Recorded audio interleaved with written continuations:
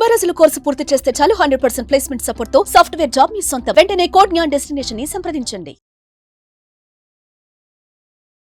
నమస్తే, welcome to Suman TV. నేను మీ anchor సరి. మార్చ్ నెలలో ద్వాదశ రాశుల వారికి ఎలా ఉండబోతుంది, వారు ఎలాంటి పరిహారాలు చేసుకోవాలి, వీటి గురించి ఇన్ డీటెయిల్గా మనతో చెప్పడానికి వేదిక్ ఆస్ట్రాలజర్ ఉమా గారు ఉన్నారు. వారిని అడిగి తెలుసుకుందాం. నమస్కారం గురుగారు. నమస్తే అమ్మా. ద్వాదశ రాశుల వారికి మార్చ్ నెలలో గ్రహ సంచారం ఎలా ఉండబోతుంది? అందరికీ నమస్కారం అండి. ఈ మార్చి నెల అంటే ఈ మాసంలో చాలా మార్పులు జరగబోతున్నాయి. ఎందుకు అంటే ఈ నెల ఆఖరిలో, ఈ మాసం చివరిలో శని యొక్క ట్రాన్సిట్ జరగడం వల్ల కొంతమందికి ఏలినాటి శని లేదా శని దోషములు పోతున్నాయి, కొంతమందికి శని దోషాలు పట్టబోతున్నాయి ఈ మాసం చివరిలో. అదేవిధంగా ఇదే మాసం చివరిలో 28, 29, 30వ తారీఖుల్లో షష్టగ్రహ కూటమైనటువంటిది ఏర్పడబోతోంది. దానివల్ల ద్వాదశ రాశులకి 12 రాశుల మీద కూడా ఈ యొక్క ప్రభావం అనేది తీవ్రంగా పడబోతోంది. ఐదర్ పాజిటివ్ అయినా నెగిటివ్ అయినా ఖచ్చితంగా పడుతుంది. దాని గురించి డిస్కస్ చేసుకోవాలి అండ్ దాని గురించి తగిన జాగ్రత్తలు కూడా చెప్పాలి. అదేవిధంగా ఈ మాసంలో రవి యొక్క ట్రాన్సిట్ కూడా మార్చి 15వ తారీఖు తర్వాత జరగబోతోంది. మార్చి 15వ తారీఖు వరకు కుంభంలో సంచరిస్తున్నటువంటి రవిగ్రహ సంచారము 15 తర్వాత మీనంలోకి ఎంటర్ అవ్వబోతున్నారు. కాబట్టి దానివల్ల కూడా కొంత మార్పులు అనేవి ఉద్యోగరీత్యా, పదవి యోగాల రీత్యా ప్రతి రాశికి కొన్ని మార్పులు జరగబోతున్నాయి. అయితే ఈ మాసము గ్రహ సంచారము చూస్తే వృషభంలో గురుగ్రహ బృహస్పతి సంచారము, మిథునంలో కుజగ్రహ సంచారము, కన్యలో కేతుగ్రహ సంచారము, కుంభంలో రవి శనుల యొక్క కంజంక్షను. రవి మార్చి 15 వరకు మాత్రమే కంజంక్షన్లో ఉంటారు, ఆ తర్వాత మీనంలోకి వెళ్ళిపోతారు. మీనంలో చంద్ర, శుక్ర, రాహు, బుధుల యొక్క సంచారం నడుస్తోంది. మకర రాశి వారికి మార్చి నెలలో విద్యాపరంగా, ఉద్యోగపరంగా, సంతానపరంగా, వివాహపరంగా ఎలా ఉండబోతుంది? వారు ఎలాంటి పరిహారాలు చేసుకోవాలి గురుగారు? మకర రాశి వాళ్ళకి ఈ మాసంలో, మార్చి మాసంలో అండి, ఫాల్గుణ మాసంలో 5 గ్రహాలు అద్భుతంగా యోగిస్తున్నాయి, 4 గ్రహాలు యోగిస్తున్నాయి. మార్చి 15 తర్వాత రవి కలిపి మొత్తము 5 గ్రహాలు యోగించేటట్టుగా అద్భుతమైన ఫలితాలు వీళ్ళకి మకర రాశి వాళ్ళకి ఉంటాయి. ముఖ్యంగా వీళ్ళు చూసుకుంటే కనుక 2వ స్థానంలో రవిగ్రహ సంచారము ధన నష్టాన్ని కలగజేసేటువంటి ఫలితాలు ఇవ్వబోతోంది. ఆర్థిక విషయాల్లో చాలా జాగ్రత్తగా అడుగులు వేయండి. ఏదైనా కొత్త బిజినెస్లు కానీ, వ్యాపారములు కానీ, ఉమ్మడి వ్యాపారములు కానీ ఏవైనా ప్రారంభించాలనుకుంటే ఇప్పుడు చేయొద్దు. ఒక 15 రోజులు ఆగి మార్చి 15వ తారీఖు తర్వాత ఖచ్చితంగా చేసుకోండి. అక్కడి నుంచి అద్భుతంగా ఉంటుంది. ఏ పని పట్టుకున్నా 2వ స్థానంలో రవి కాబట్టి అందులో ఆటంకాలు వచ్చే అవకాశాలు ఉన్నాయి.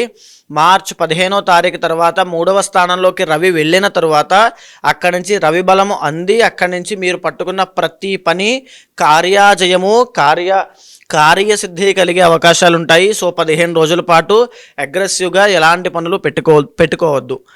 ఇక 2వ స్థానంలోనే శనీశ్వర సంచారం కూడా నడుస్తోంది, రవి శనులు కలిపి. ఈ యొక్క శని సంచారం వల్ల కలహప్రీతి, అనుకోకుండా ఏదైనా తగాదాల్లో ఇరుక్కోవడం, వాగ్వివాదం జరగడము, ఆకస్మికంగా వీళ్ళకి ప్రమేయం లేకుండా చిన్నది కూడా పెద్దదవ్వడం లాంటివి జరిగే అవకాశాలు ఉంటాయి. ఈ మాసంలో జాగ్రత్తగా ఉండాల్సిన అవసరం చాలా ఉంది. దీంతో పాటుగా 3వ స్థానంలో బుధగ్రహ సంచారము వీళ్ళకి బంధు విరోధాన్ని, ద్రవ్య నష్టాన్ని కలగజేస్తున్నాయి. అంటే బంధువులు ఎవరైతే చుట్టాలు ఉంటారో వాళ్ళతో కూడా ఏదైనా ఒక ఇబ్బంది, కలహము అనేటువంటి గొడవ జరగడం కానీ, వాళ్ళ యొక్క అభిప్రాయాలు వీళ్ళ మీద నెగిటివ్, ఒక వ్యతిరేక ఫలితాలు ఇస్తున్నాయనే భావనతో వీళ్ళు వాగ్వివాదం జరగడం కానీ జరిగే అవకాశాలు ఉంటాయి. దీంతో పాటుగా వీళ్ళకి సంబంధించిన ఏదైనా ఒక వస్తువు కోల్పోవడము, ఆ ద్రవ్యం అనేటువంటిది నష్టపోవడం లాంటివి జరిగే అవకాశాలు కనబడుతున్నాయి.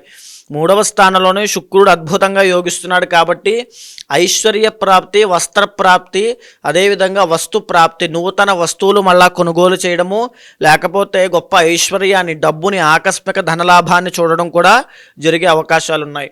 3వ స్థానంలోనే శుక్రరాహులు యోగిస్తున్నారు. దీనివల్ల ప్రేమ వ్యవహారాల్లో లేదా ఎవరైనా లవ్ మ్యారేజ్ చేసుకోవాలి అనుకుంటున్న వాళ్ళందరికీ కూడా శుభవార్త అని చెప్పచ్చు. దగ్గరలో మీకు శుభగడియలు రాబోతున్నాయి. ఖచ్చితంగా వివాహం జరిగే సూచనలు కనబడుతున్నాయి. తర్వాత ప్రేమ వ్యవహారాల్లో విజయం పొందే అవకాశం కనబడుతోంది. గొప్ప సుఖాన్ని, విహారయాత్రలకు వెళ్ళి సరదాగా బంధుమిత్రులతో కలిసి ఆనందమైనటువంటి జీవితాన్ని గడిపే అవకాశం కూడా ఈ మార్చి మాసంలో కనబడుతోంది. పంచమ స్థానంలో గురుడు అద్భుతంగా యోగిస్తున్నాడు, శుభాన్ని కలగజేస్తున్నాడు. దీనివల్ల తీర్థయాత్రలకు వెళ్ళడము, భగవంతుడితో ఎక్కువగా కనెక్ట్ అవ్వడము, స్పిరిచువల్ కనెక్టివిటీ చాలా బాగుండడము, భగవద్ అనుగ్రహాన్ని అనుభూతి చెందడము, తరువాత విహారయాత్రలతో పాటు తీర్థయాత్రలతో పాటు బంధుమిత్రులతో కలిసి సరదాగా గడిపేటువంటి అనుభూతి క్షణాలు చాలా బాగుంటాయి. దీంతో పాటుగా 6వ స్థానంలో కూడా కుజుడు అద్భుతంగా యోగిస్తున్నాడు. దీనివల్ల ఏదైనా ఆరోగ్య సమస్యలు ఉన్నట్లయితే వాటి నుంచి తొందరగా ఉపశమనం పొంది ఈ మాసంలో ఒక గొప్ప ఆరోగ్యంతో మెలుగుతారని చెప్పచ్చు. అదేవిధంగా దీర్ఘకాలిక ఆరోగ్య సమస్యలు ఉన్న వాళ్ళకి, వృద్ధులకి కూడా కాస్త ఉపశమనం పొందే కాలం ఇది అని చెప్పచ్చు. అయితే జాగ్రత్తగా ఉండాల్సింది, భాగ్యంలో కేతుగ్రహ సంచారం వల్ల ఆర్థిక విషయాల్లో వివాదాలకు వెళ్ళొద్దు. ఆ వివాదాలకు వెళ్లకుండా ఫైనాన్షియల్ మేనేజ్మెంట్ అనేది చాలా జాగ్రత్తగా చూసుకోండి. నూతన వ్యాపారాలు ప్రారంభించే వాళ్ళు ఇన్వెస్ట్మెంట్ లాంటివి అస్సలు పెట్టద్దు. ఆ విషయంలో చాలా జాగ్రత్త చూసుకోండి. అయితే ఇక ఈ యొక్క మకర రాశి వాళ్ళకి రాబోయేటువంటి రోజుల్లో ఈ మాసం చివరిలో షష్టగ్రహ కూటమి పట్టడం వల్ల ఆ షష్టగ్రహ కూటమి వీళ్ళకి 3వ స్థానము మకర కుంభ మీనము 3వ స్థానంలో పట్టడం వల్ల వీళ్ళకి అద్భుతమైన రాజయోగం అని మార్చి 30 తర్వాత నుంచి పట్టొచ్చు. ఆల్రెడీ వీళ్ళు ఏలినాటి శని అనేటువంటి దోషంతో జరిగిన 7.5 సంవత్సరాలుగా బాధపడుతూ ఉన్నారు.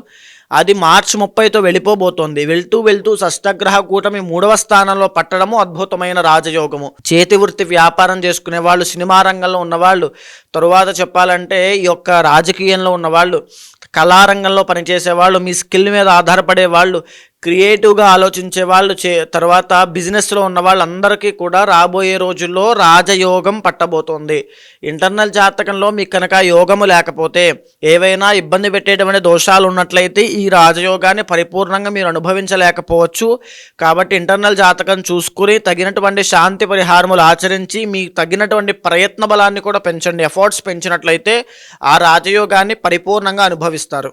ఎలాంటి పరిహారాలు చేసుకోవాలి గురుగారు? మకర రాశి వాళ్ళకి ప్రస్తుతం ఎలాంటి పరిహారములు ప్రత్యేకించి అవసరం లేదు. ఇప్పుడు ఇంటర్నల్ జాతకం చూసుకోండి, ఏవైనా దోషాలు ఉంటే దానికి తగినట్టుగా మీరు చేసుకోండి. జాతకరీత్యా ఎవరికైనా ఎలాంటి సమస్యలు ఎదుర్కొన్నప్పటికీ దానికి తగ్గట్టుగా పరిష్కారాలు చేసుకోవాలి అంటే ఏ విధంగా మిమ్మల్ని అప్రోచ్ అయ్యే ఛాన్స్ ఉందంటారు గురుగారు? తప్పకుండా అమ్మా. ఏదైతే మనం మాస ఫలితములు, వార ఫలితములు, తర్వాత సంవత్సర ఫలితములను మాట్లాడుకుంటున్నామో అది గోచార ఫలితంగా మన మీద 30 నుంచి 45% మాత్రమే ప్రభావితం చూపిస్తుంది. మిగతా పర్సెంట్ అంతా కూడా ఇంటర్నల్ జాతకం మీద ఆధారపడి ఉంటుంది. కాబట్టి కంగారు పడాల్సిన పని లేదు. కొన్ని రాశుల వారికి యోగాలు బాగాలేని డిసప్పాయింట్ అవ్వాల్సిన పని లేదు. కొన్ని రాశుల వాళ్ళకి రాజయోగం ఉంది కదా అని చెప్పి ఏ పని చేయకుండా ఖాళీగా కూర్చోవాల్సిన అవసరమూ లేదు. ఇంటర్నల్ జాతకం మీద వాళ్ళ యొక్క నిత్య యోగాలు, ఆ యొక్క దోషాల మీద కూడా ఆధారపడి ఉంటుంది. సో ఎవరైనా సంప్రదించాలనుకుంటే కింద కనిపించేటువంటి నెంబర్కి కాంటాక్ట్ చేయండి. తప్పకుండా మా వాళ్ళు మీకు పూర్తి వివరాలు ఇస్తారు. దాన్ని బట్టి తప్పకుండా ఇంటర్నల్ జాతకం చూసి దాన్ని గోచారంతో సమన్వయం చేసి ఏ సమస్యతో మీరు బాధపడుతున్నారో అది తెలుసుకున్న తర్వాత దానికి సరైనటువంటి పరిష్కారము, ఏదైతే పరిహారం పూజలు ఉంటాయో అవి చేయించి తప్పకుండా మీకు ఆ రిజల్ట్ వచ్చేలా చేస్తాను. ధన్యవాదాలు గురుగారు. నమస్తే అమ్మా. సుమన్ టీవీలో మీ పర్సనల్ అండ్ బిజినెస్ ప్రమోషన్స్ కోసం కింది నెంబర్కి కాంటాక్ట్ చేయండి.